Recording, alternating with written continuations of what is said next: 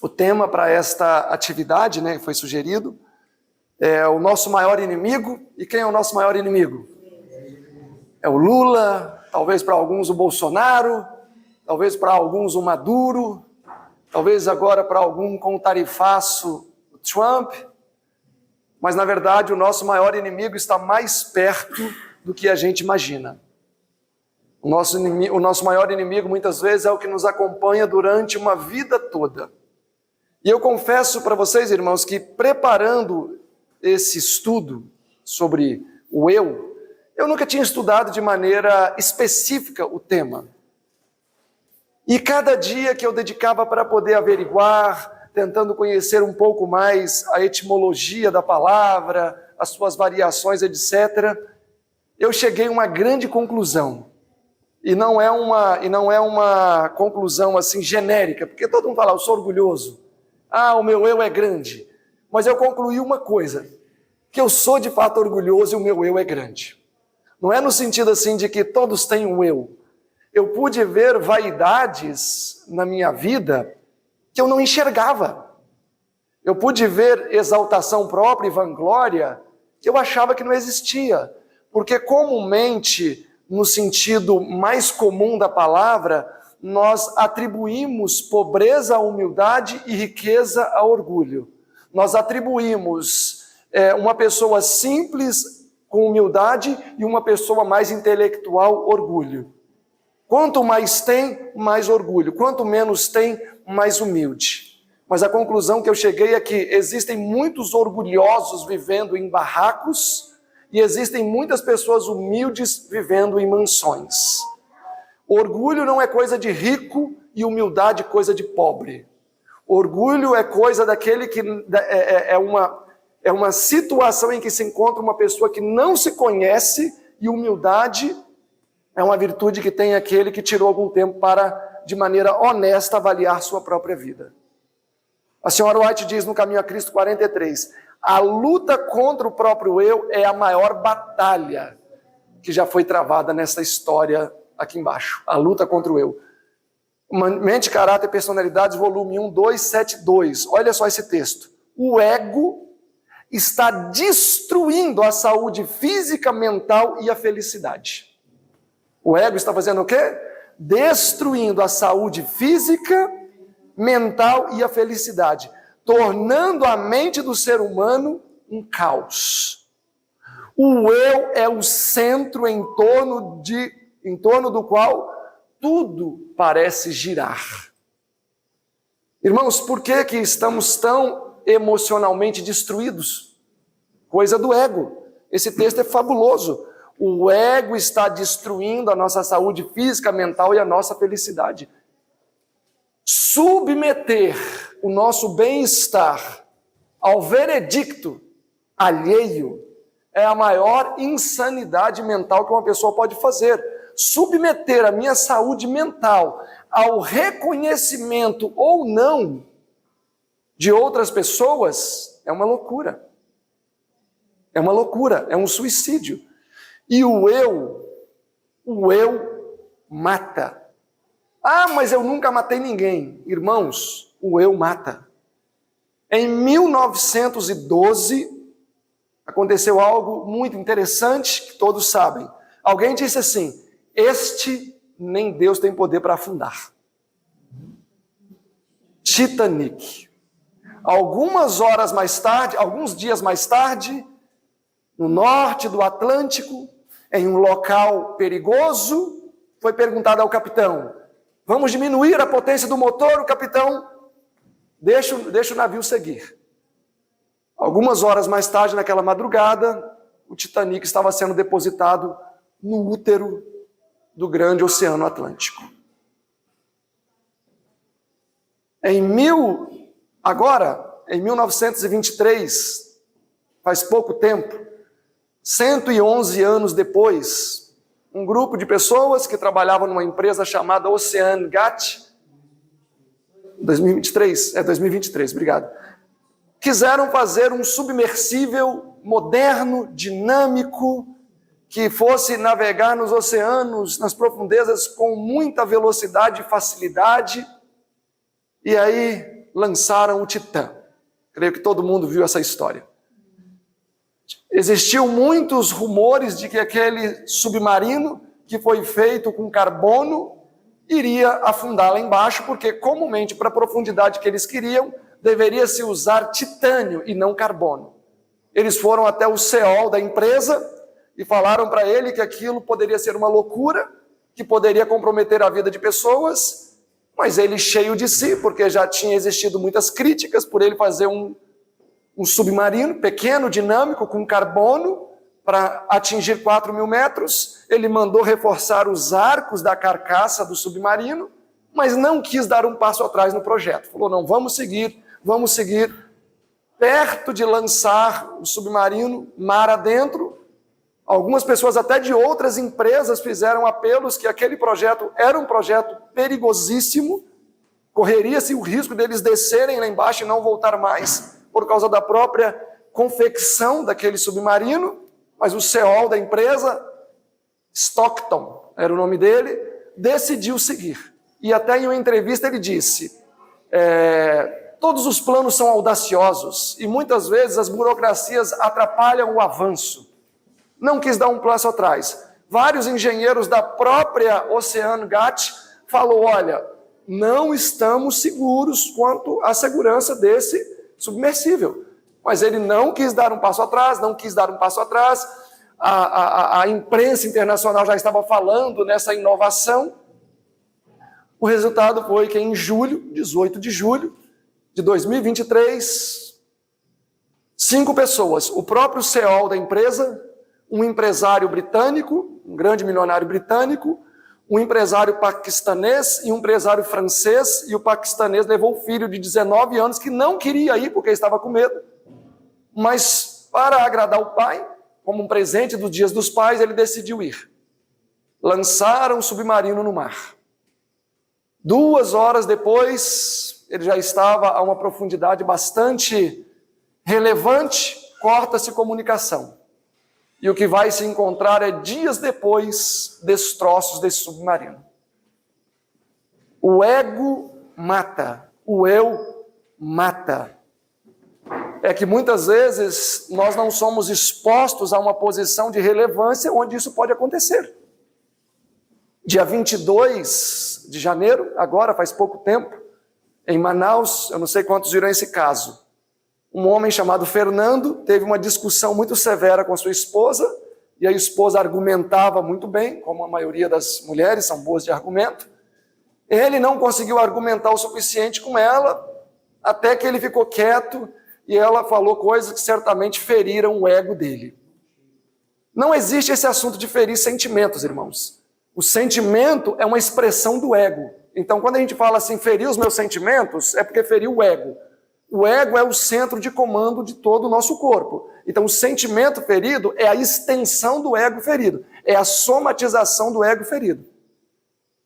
Discutiram, e ela saiu, ele foi lá na cozinha, pegou o filhinho dele, que era também filhinho dela, de 3 anos, levou a criança para o banheiro com uma faca e esfaqueou a criança várias vezes. Era o resultado de um ego ferido que não conseguiu vencer, e ele agora tinha que atingir aquela mãe de alguma maneira. E ele sabia que a mãe era muito apegada a essa criança, uma criancinha linda, moreninha, de cabelinho cacheado. Tem a foto dele na internet. Então, qual foi a maneira de ele atingir profundamente a mãe? Matando o filho, que era também filho dele. Há 3 dias atrás, eu não sei quantos viram isso aí, que está viralizando nas redes sociais, há 3 dias atrás, em Goiás, um homem descobriu que havia sido traído pela esposa. Ele era genro do prefeito da cidade, que ele morava ali em Goiás. E o que esse homem fez? Ele tinha um filho de 8 anos, isso há 3 dias atrás. Ele tinha um filho de 8 anos e um filho de 12 anos. Traição não faz nascer chifre na cabeça de ninguém. Quando uma pessoa é atingida numa traição, é o ego que é ferido. E eu não estou falando nesse caso se é certo ou errado. Eu não estou definindo se é certo ou errado. Eu só estou falando a parte que dói. A parte que dói é o ego. Se está certo ou errado, nós vamos ver isso logo mais. Mas eu só estou definindo onde dói. Ele pegou uma arma de fogo, atirou no filho mais velho, atirou no filho mais novo. Ele achou que o filho mais novo tinha morrido na hora, mas o menino morreu algumas horas depois no hospital. Jogou gasolina em toda a casa, mas não chegou a colocar fogo. Não sabemos porquê, e também a polícia está investigando. E acabou depois, antes de colocar fogo na casa, dando um tiro na própria cabeça e se matou. Ou seja, matou 2 filhos e tirou a própria vida, porque o seu ego foi ferido, ele foi traído. E aí seria uma maneira de ele naturalmente retribuir o mal que lhe foi feito. Então, amados, o ego mata, o eu mata. Nós vamos estar estudando esses dias sobre o eu. Nós vamos estar estudando sobre o ego. E eu gostaria de definir com vocês, nesse primeiro dia, algumas questões relacionadas a eu, ego, vanglória, etc. Porque às vezes a gente coloca tudo no mesmo pacote ou não entende muito bem as manifestações disso de maneira prática. Então, para aquilo que eu vou estar desenvolvendo durante esses dias que eu vou estar aqui, eu preciso que vocês estejam atentos comigo, porque hoje nós vamos falar de aspectos mais semânticos do que teológicos, embora vamos ter também aspectos teológicos, mas vai ser importante cada um de nós entender o que de fato é o eu. O que de fato é este nosso maior inimigo. Como ele se manifesta na prática, no dia a dia. Ok? Definir o eu e o ego. O termo ego vem do grego antigo, embora seja uma palavra que chegou ao nosso idioma pelo latim. O termo ego vem do antigo grego, que significa literalmente eu. Então, toda vez que vocês virem no espírito de profecia, a palavra eu é a mesma palavra para ego. Ego e eu é uma mesma coisa. Ou seja, é uma mesma estrutura, é um mesmo componente. Então, eu e ego são palavras sinônimas. É o pronome pessoal da primeira pessoa do singular utilizada para indicar a autoconsciência, identidade e individualidade. Irmãos, o ego ou eu, mas eu vou adotar com vocês da agora em diante a palavra ego. A palavra ego, ela é mais comum no espírito de profecia do que o eu. Eu vou adotar então com vocês a palavra ego, que é o mesmo eu. O ego é importante para a nossa vida. O ego, na verdade, é uma estrutura que existe, embora não seja uma estrutura física, que sem ela nós não somos nada. Sem essa estrutura eu vou andar urinado na roupa aqui e não vou me dar conta disso. Então o ego é um elemento importante na estrutura mental de uma pessoa. O problema é o ego inflado. Nós vamos ver que Paulo trabalha essa ideia. O problema é o ego inflado, fora de uma capacidade normal de atuação. Nos estudos científicos, representa como a parte consciente da mente, entre o desejo e realidade. Então, é a nossa psique. Ok? Relação do ego e orgulho, porque às vezes nós misturamos muito ego e orgulho. Existe uma forte relação entre as palavras e conceitos orgulho e ego, sendo frequentemente considerados duas faces da mesma moeda no contexto da psicologia, neurociência e para os estudiosos do comportamento humano. Enquanto o ego pode ser entendido como a autoimagem ou o sentido de autoimportância de uma pessoa, o orgulho é a sua principal manifestação. Então, de que maneira existe uma evidenciação do ego? Por meio do orgulho. Impulsionando sentimentos de superioridade ou satisfação exagerada com o próprio valor. O ego como estrutura. O ego é a nossa identidade, é o nosso ser, o eu, construído pela mente. Quando inflado, ele busca constantemente validação e superioridade. O orgulho como manifestação. O orgulho é um mecanismo que defende o ego. Quando o orgulho é excessivo, ele faz a pessoa se sentir superior, gerando arrogância. Uma linha tênue. Especialistas descrevem o ego como uma autoadmiração, cabeça inchada, e o orgulho como autossatisfação, coração inchado. Quando Lúcifer, lá em Isaías 14, não vamos ler, mas o eu aparece ali: eu subirei acima das estrelas de Deus, eu estabelecerei o meu trono, eu estarei no grande mar, eu, o tempo todo. Ezequiel 28, 17 diz: se te corrompestes por causa da sua formosura, o orgulho. A diferença é sutil, mas ambos podem levar a comportamentos negativos, como a falta de humildade e a dificuldade em aceitar erros. A irmã White diz assim, no Primeiros Escritos, página 119, olhem só: se o ego e o orgulho fossem colocados de lado, 5 minutos bastariam para solucionar a maioria das nossas dificuldades. Olha só que texto tremendo. Se o ego e o orgulho fossem colocados de lado por 5 minutos, 5 minutos, bastaria para solucionarmos a maioria das dificuldades que nos afligem. Por que muitas vezes a gente não consegue ter uma resolução de um problema? Às vezes no casamento tem uma dificuldade, o casal começa a conversar e em 30 segundos já estão brigando. Parece que o pavio está para dentro, porque existe ego e existe orgulho. Seguindo, diz assim: anjos de Deus estão sendo ofendidos e Deus está sendo desonrado por muitas vezes passarmos horas tentando solucionar problemas, mas na verdade está acontecendo a justificação do eu. Deus é desonrado, os anjos são desonrados também. Porque às vezes passamos horas tentando resolver um problema, mas na verdade o que está acontecendo? Uma autojustificativa do eu. Olhem aí comigo, 1 Coríntios 3, nós vamos trabalhar esses textos. 1 Coríntios 3, eu vou começar 1 Coríntios 3 hoje, amanhã eu vou ter um sermão especial para o culto e na minha próxima oportunidade eu vou continuar uma análise de 1 Coríntios 3 e 4.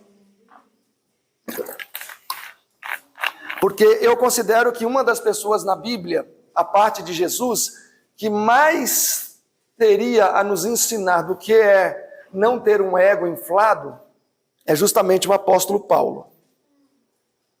Capítulo 3 de 1 Coríntios, verso 21.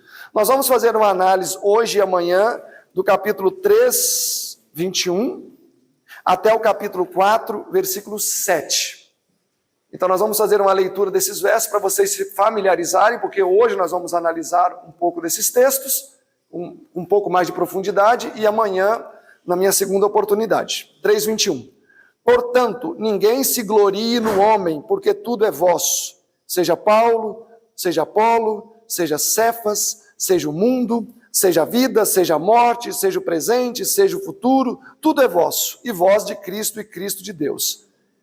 4:1. Que o homem não se considere superior, que os homens nos considerem como ministros de Cristo e mordomos dos mistérios de Deus. Além disso, requer-se dos mordomos que cada um se ache fiel. Todavia, a mim muito pouco se me dá de ser julgado por vós, ou por qualquer outro juízo humano, nem tão pouco, na verdade, eu também me julgo. Nós vamos entender amanhã esse texto, que ele é maravilhoso.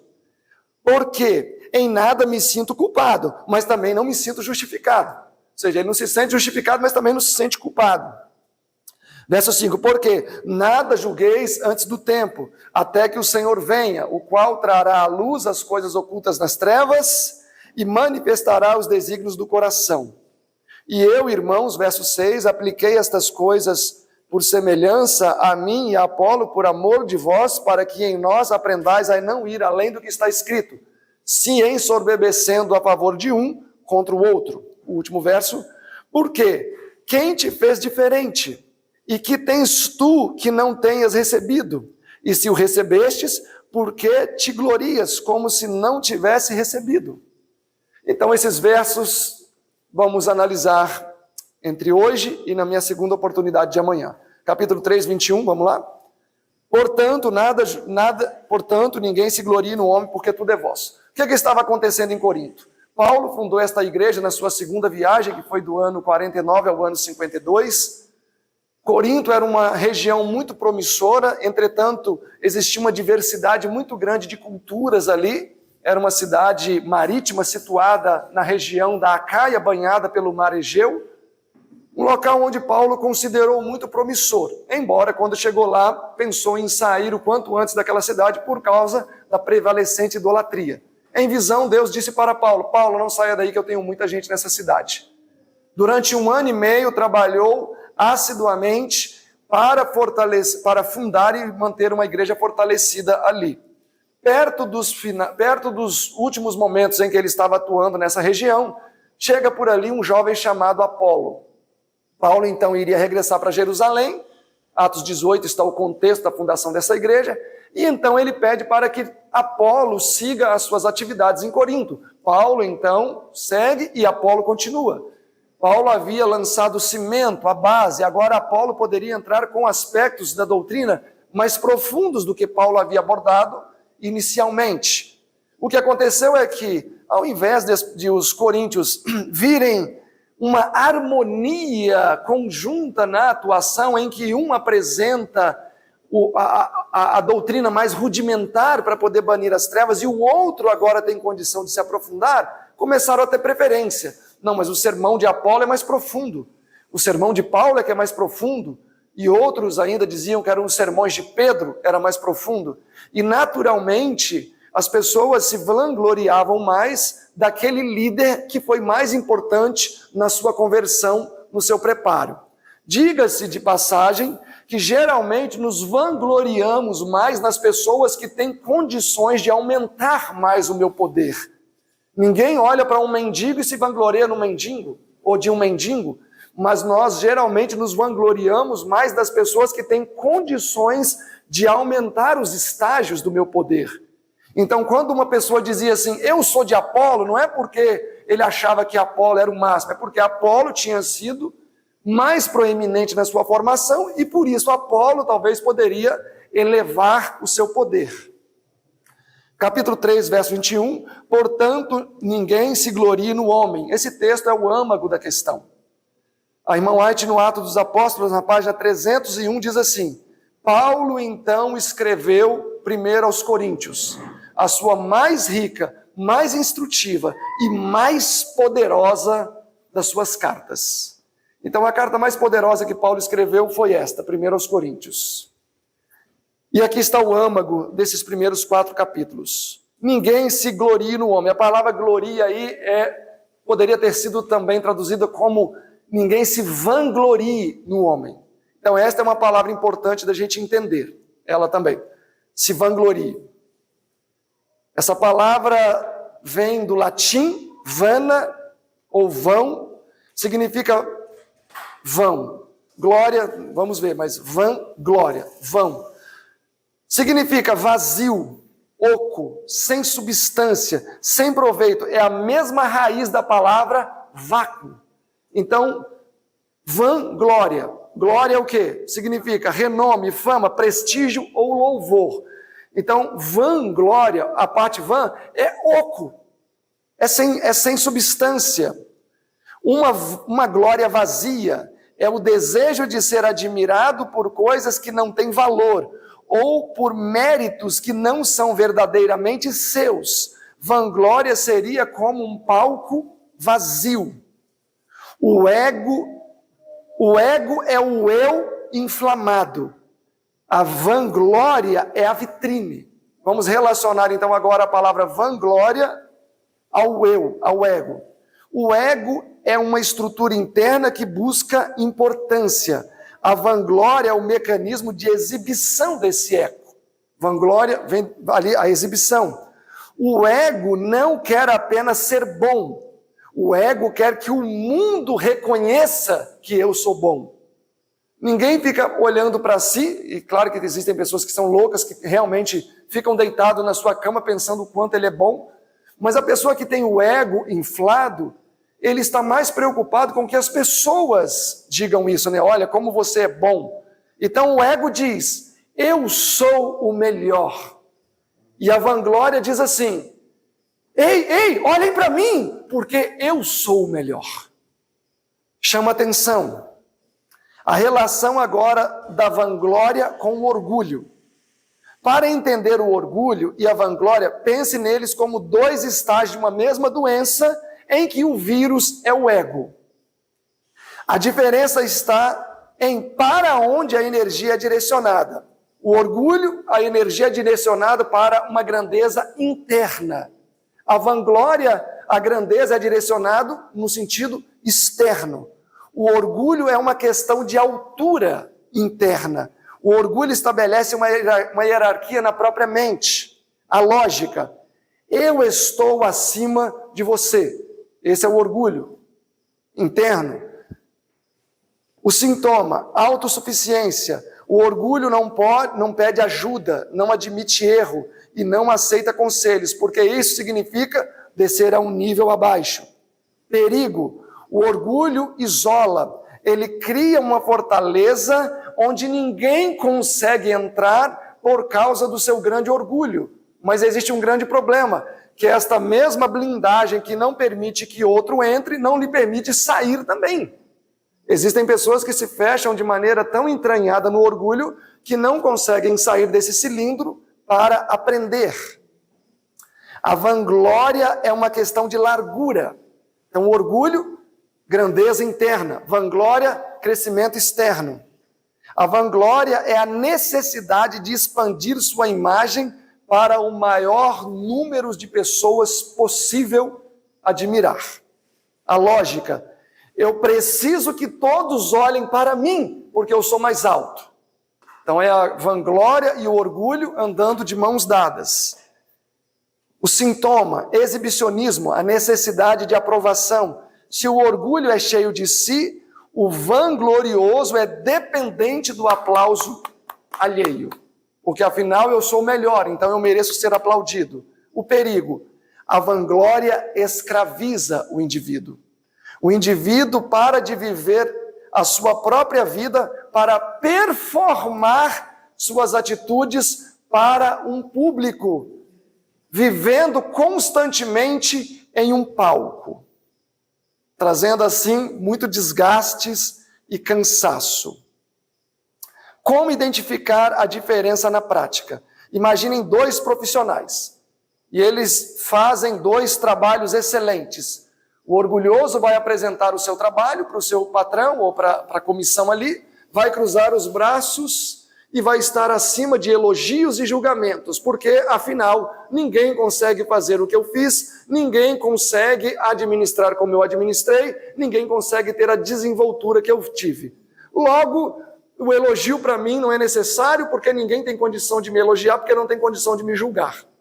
O vanglorioso faz a mesma coisa, apresenta o projeto.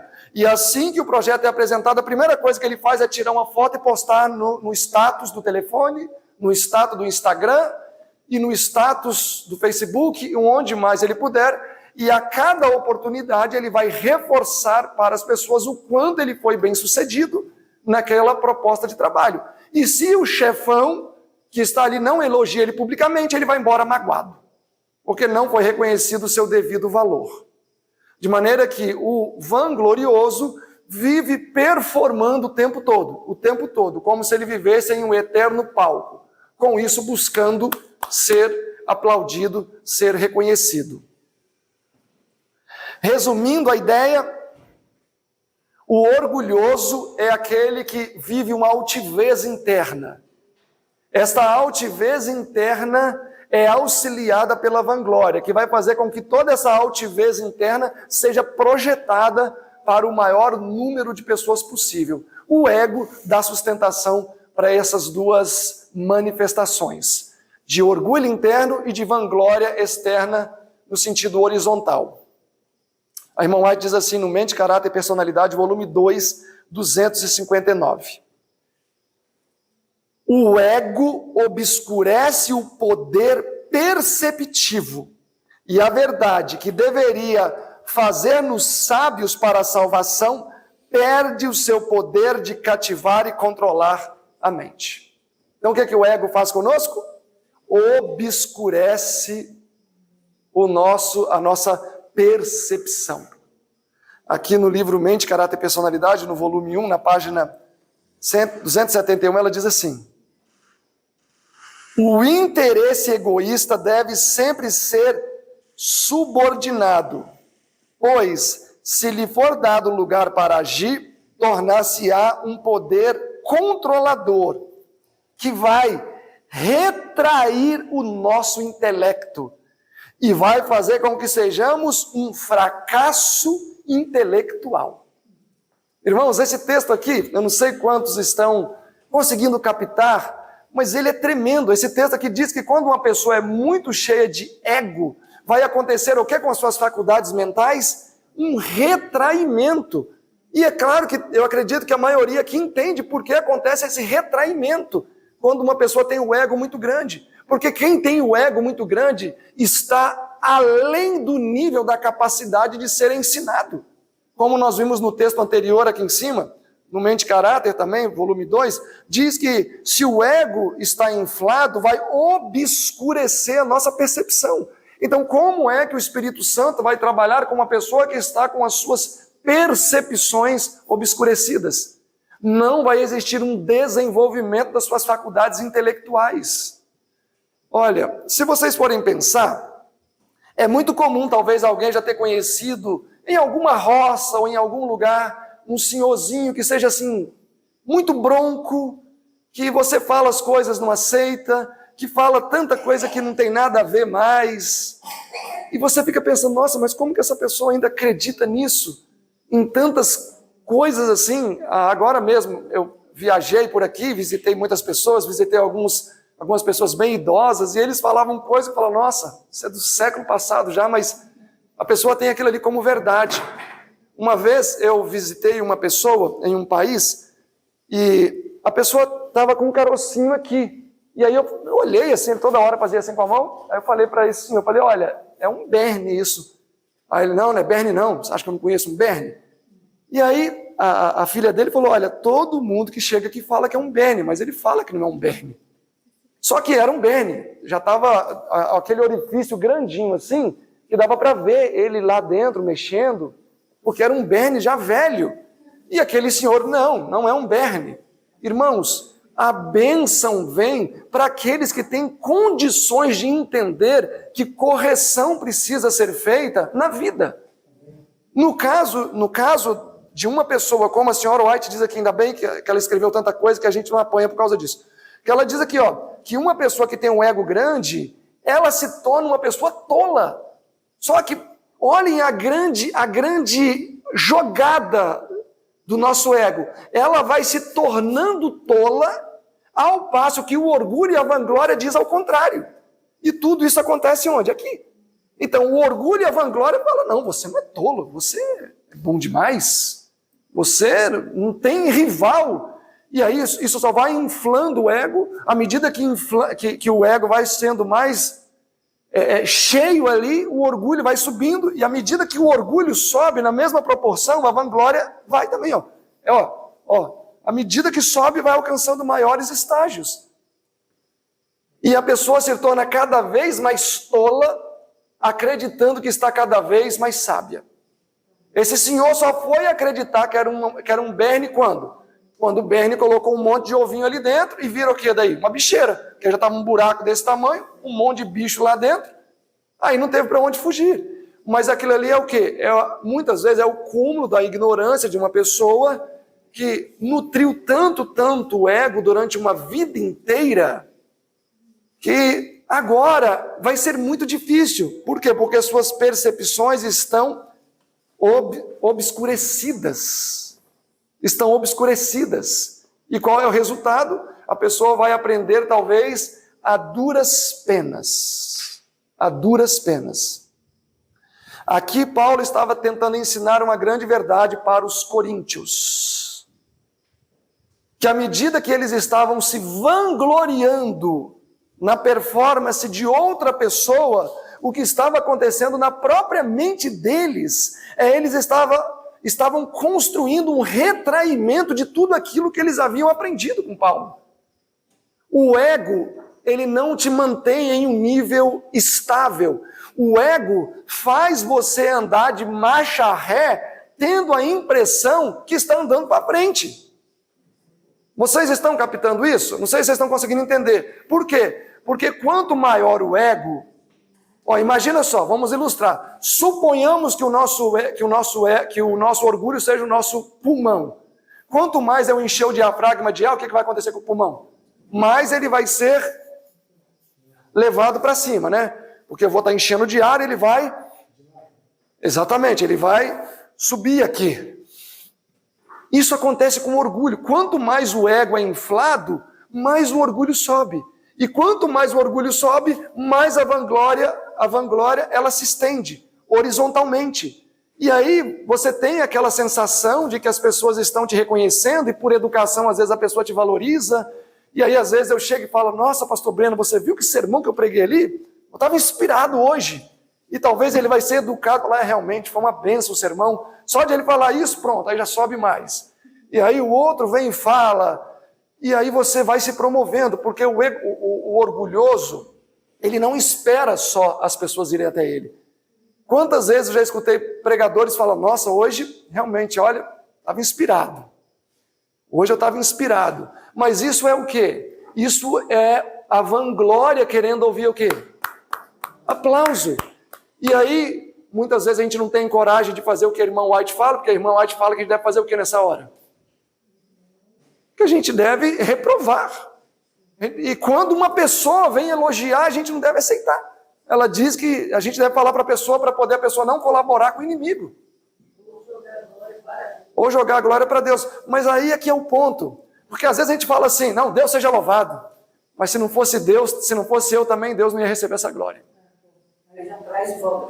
Então assim, a humildade não é uma questão de atitude, é uma questão de essência que precisamos alcançar. Essa é a verdade. Porque às vezes uma pessoa pode dizer que é humilde, nossa, eu sou muito humilde, eu vou lá e durmo em qualquer lugar, eu como o que tiver, mas isso não é sinônimo de humildade. Sinônimo de humildade não é falar pouco de mim. Sinônimo de humildade é não falar nada de mim. Sinônimo de humildade não é dizer que eu sou... às vezes a pessoa pensa que humildade é falar, nossa, mas eu sou realmente um pecador, ou eu sou isso, eu sou aquilo. Porque isso pode ser amor próprio também. Então a verdadeira humildade não é dizer ser ou não ser, é não dizer nada. Quem é você? Eu não sou nada. Ah, mas Paulo disse que era o maior pecador de todos. Tem um contexto ali. Mas às vezes quando a pessoa chega e fala assim, eu realmente não sou nada. O que ela às vezes está querendo é realmente aplauso, porque a vanglória que precisa manter o orgulho lá em cima, ela trabalha de diferentes maneiras. Ela busca diferentes meios para alcançar o objetivo, que é o quê?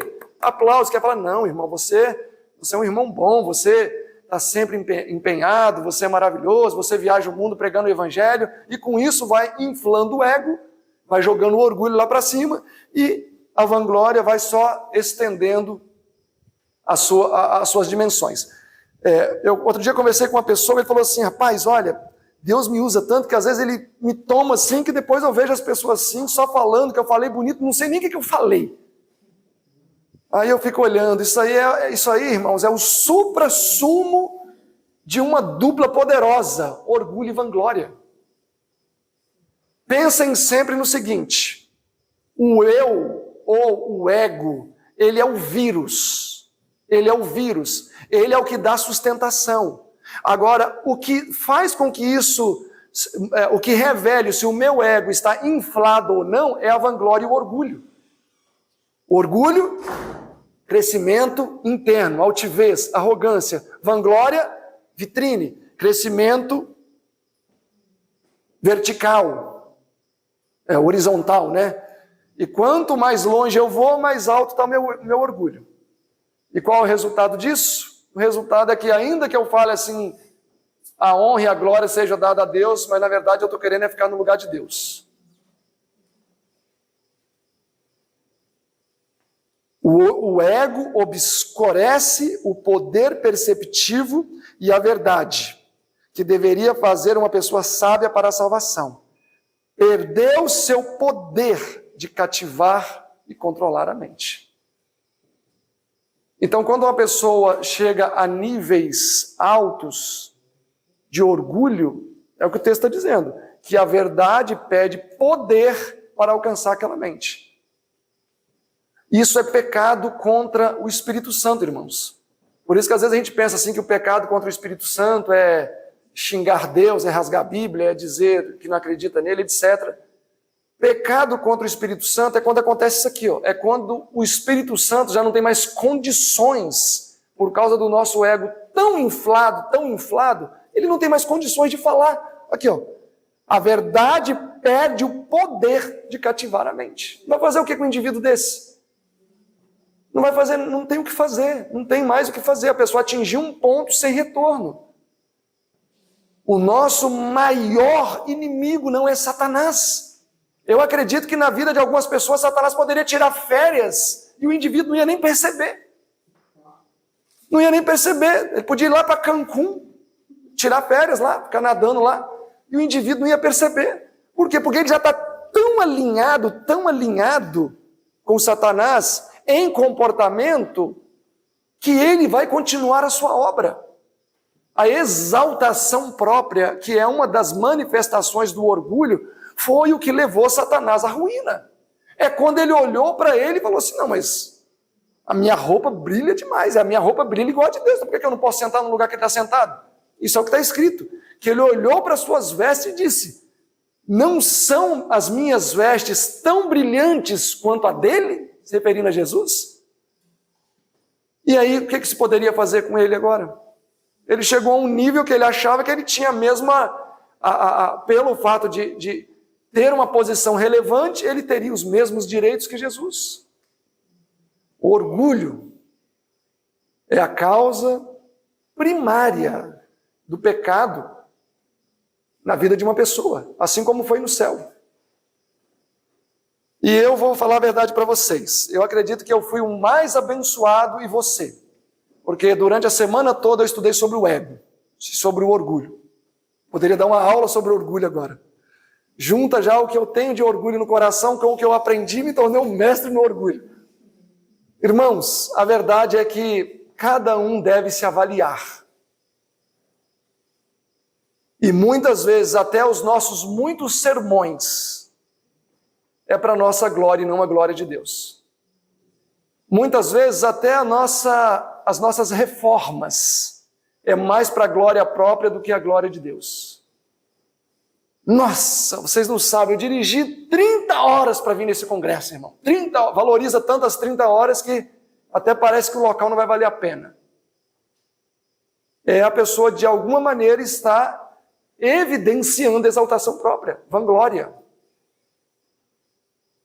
E é uma coisa que nós precisamos começar a olhar com sinceridade. Porque a maioria de nós, a verdade é que não conseguimos ter essa coragem toda de olhar para o ego, sabe? Fala, mas eu sou eu sou isso. Isso tem em mim, eu sou orgulhoso. Às vezes, quando alguém fala alguma coisa que você não concorda, você fica irritado, mas não associa aquilo a orgulho ou a ego, associa a qualquer outra coisa. E dessa maneira o povo de Deus tem sido terrivelmente sacudido pelos ataques de Satanás. O ego mata. Aquele homem que eu falei, o Thales, há 3 dias atrás, 4 dias, que foi traído. Eu não estou definindo que a traição não dói, eu só digo qual parte dói. Sentimento não dói. Quando uma pessoa encosta numa panela quente, é o cérebro que manda a informação para ele tirar a mão de lá. É o cérebro, através dos termos receptores, dos mecanos receptores, que vai dizer que ali está quente e que ali está doendo. Ou seja, tudo parte daqui. Então, em qualquer situação, o que dói é o ego. Agora, o que eu posso fazer com essa dor? Ou eu vou permitir que o ego fique inflado, inflamado, grande, ou eu vou segurar a onda ali e não vou tomar nenhuma atitude que seja drástica. No caso desse homem, de já 40 e poucos anos, infelizmente ele foi vencido pelo ego. E ele pensou, eu preciso ferir essa mulher de alguma maneira. Ela me feriu, então eu vou ter que ferir ela. Vai adiantar eu gritar com ela? Talvez não. Talvez se eu gritar vai machucar um pouco, mas não vai machucar tanto. Se eu der um soco na cara dela, será que vai compensar a dor do meu ego? Eu acho que não. Ah, mas se eu jogar todo o dinheiro dela fora, será que vai compensar a dor? Não. Então aquilo ali foi uma atitude pensada de um ego ferido para fazer alguma coisa que proporcionalmente ele pensaria que causaria a mesma dor que ele teve. E qual seria? Vou matar todo mundo e me mato para não ter problema. Até o ato de se matar foi uma demonstração de covardia, porque ele não queria ir para uma cadeia. Então ele prendeu os filhos nos guilhões da morte e se prendeu junto para poder não piorar a situação. Resultado de quê? De um ego que não foi controlado no momento da crise, no momento da prova. Por isso que a senhora White falou o quê? Que nós precisamos aprender a dominar as nossas emoções, dominar mesmo. Às vezes vão vir situações que vai querer tomar o controle da nossa mão, mas a gente tem que dominar. O mesmo caso do rapaz lá de Manaus, o Fernando. Não conseguiu vencer a pessoa no argumento, não conseguiu vencer a esposa na discussão, mas ele tinha que ferir de alguma maneira, porque toda discussão ela tem um fundamento. Quem fere mais? Irmãos, vocês podem ter certeza disso, porque quando eu quero resolver o problema, a ferramenta que eu uso é outra. Desde o momento em que a resolução do problema caminhou para a falta de respeito, aí não é quem argumenta melhor, é quem vai conseguir ferir mais. E aí nós vamos usar artifícios, palavras, nós vamos usar xingamentos, nós vamos relembrar episódios tristes do passado. Ah, mas lembra aquela vez lá, há 20 anos atrás, você me traiu, ou qualquer coisa desse tipo. Por quê? Porque já saiu do campo do entendimento do diálogo, agora é ferir. Então, como esse rapaz, o Fernando, não conseguiu estar à altura para ferir a esposa, ele teria que fazer alguma coisa para ferir. E o que ele fez? Matou o filho deles. Feriu a ele também, inclusive ele estava até semana passada foragido ainda, não tinham conseguido prender, mas foi uma maneira que ele conseguiu de ferir a esposa. Isso é o resultado de um ego que não foi feito a menor manutenção, é um ego que foi crescendo, como uma erva do campo. É isso que acontece. Então nós não devemos pensar assim, mas eu jamais chegaria a extremos. Depende. O ser humano é capaz de qualquer coisa. Deixa o ego crescer até tomar conta completamente do seu coração para ver. Nós vamos fazer coisas que talvez hoje jamais pensaríamos em fazer. E a senhora White até fala que quando o Espírito Santo for completamente retirado da terra, isso quando a porta da graça se fechar, ela fala que os homens se tornarão como demônios a caminhar sobre a terra. Ali o orgulho, o ego, a vanglória vai ter tomado conta completamente do ser humano. E eles vão ser como demônios caminhando sobre a terra. Eu gostaria de, nesses dias que vamos estar aqui, que cada um, realmente, eu tenho feito isso já também, e confesso para vocês que tem sido uma bênção para mim, porque uma pessoa que admite que é orgulhosa, admite que é vaidosa, admite que gosta do aplauso, uma pessoa que admite enfim, que é avarenta, sei lá. Quando nós admitimos para nós mesmos as nossas próprias falhas, isso traz alívio. Por quê? Por que traz alívio? Porque você sabe qual inimigo você vai ter que enfrentar. Agora, quando você camufla tudo isso numa capinha bonita, você não sabe contra quem você está lutando. A melhor anamnese que uma pessoa pode ter ao ir a um médico, a melhor anamnese é uma correta descrição ou uma precisa descrição do seu quadro de saúde. Suponhamos que você está com câncer e aí um médico fala, não, você está ótimo, 50 anos de vida. Não, você vai ficar feliz, fala, olha, é triste, mas agora eu sei contra o que lutar. Então, quando a gente admite que, de fato, nós temos orgulho, nós temos coisas a vencer na nossa vida, nesse âmbito que a gente está falando, isso traz alívio, isso traz esperança, isso traz calma. E aí eu começo a entender que eu não preciso ficar o tempo todo em um nível em que as pessoas reconheçam quem eu sou, reconheçam o meu valor, em um nível em que as pessoas me aplaudam. Por quê? Porque eu já não vou estar mais nisso, eu não vou estar mais nessa situação. A pessoa que vive dependendo do aplauso alheio para levantar da cama de manhã animado, irmãos, é uma pessoa que sofre. Aquela pessoa que faz um bom de jejum e não ouve um elogio e fica triste o dia todo. É uma pessoa que sofre. O que Paulo vai apresentar, no que nós vamos ver, é que quando nós não dependemos mais da aprovação externa, e mais profundo ainda, quando nós não dependemos nem da nossa própria aprovação, nós alcançamos um estágio de autossatisfação como poucas pessoas experimentaram. Porque ele diz, como a gente viu ali, eu não me importo com o que vocês pensam de mim, eu não me importo com o que um juiz humano pensa de mim, mas tudo bem, porque eu não me importo nem o que eu penso de mim. A pessoa entra num nível diferente de vida, porque ela não vai depender de aprovação alheia para poder estar bem. E isso é de fato uma bênção. Isso é de fato uma bênção. A gente entender que não dependemos da aprovação alheia para que a nossa vida avance.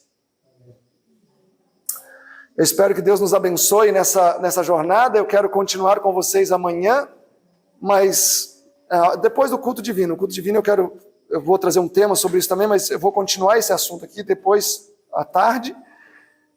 E aí, com todas as informações que a gente tem aqui, com esse pequeno transfundo do ego e o seu papel, do orgulho e como ele funciona, da vanglória e como ela funciona, nós vamos ver amanhã que o ego é vazio, dolorido, atarefado e frágil. O ego é vazio, dolorido, atarefado e frágil. E é isso que Paulo, na verdade, ele vai estar ensinando ali para os coríntios. O ego, ele cresce vazio. Ele é frágil. Ele é dolorido. E isso faz com que muitas vezes a gente perca o sono. Que Deus possa nos abençoar e que amanhã a gente possa ter um dia maravilhoso na presença do Senhor.